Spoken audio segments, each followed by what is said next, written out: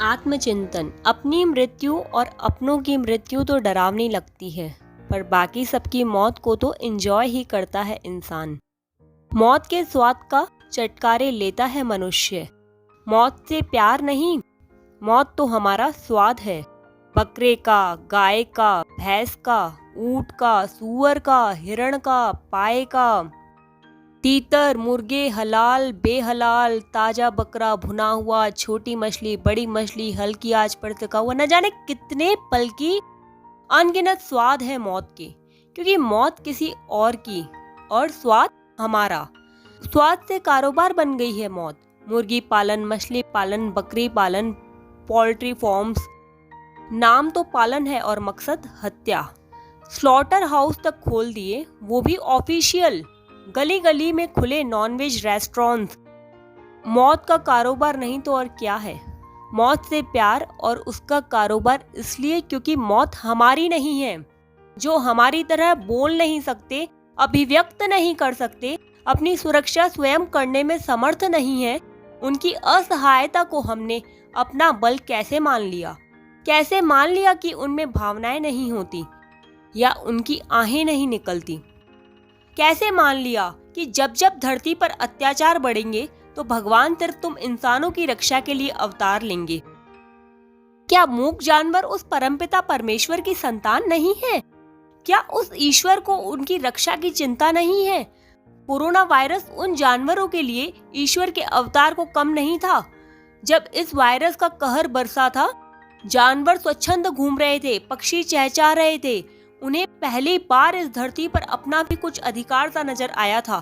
पेड़ पौधे ऐसे लहलहा रहे थे जैसे उन्हें नई जिंदगी मिली थी। धरती को भी जैसे सांस लेना आसान हो गया था। सृष्टि के निर्माता द्वारा रचित करोड़ों करोड़ योनियों में से एक कोरोना ने हमें हमारी औकात बता दी। घर में घुस घुस के मारा है और मार रहा है, और हम सब उसका कुछ नहीं बिगाड़ सकते। अब घंटियां बजा रहे हो, प्रार्थनाएं कर रहे हो, प्रेयर कर रहे हो और भीख मांग रहे हो उससे कि वो हमें बचा ले।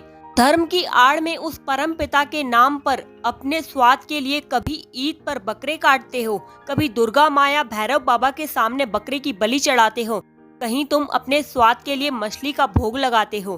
कभी सोचा क्या ईश्वर का स्वाद होता है? क्या है उनका भोजन? किसे ठग रहे हो? भगवान को, अल्लाह को, जीसस को या खुद को? मंगलवार को नॉनवेज नहीं खाता, आज शनिवार है इसलिए नहीं। अभी रोजे चल रहे हैं, नवरात्रि में तो सवाल ही नहीं उठता। झूठ पर झूठ, झूठ पर झूठ, झूठ पर झूठ। फिर कुतर्क सुनो, फल सब्जियों में भी वो जान होती है। तो सुनो, फल सब्जियां संसर्ग नहीं करती, ना ही वो किसी प्राण को जन्म देती है, इसीलिए उनका भोजन उचित है।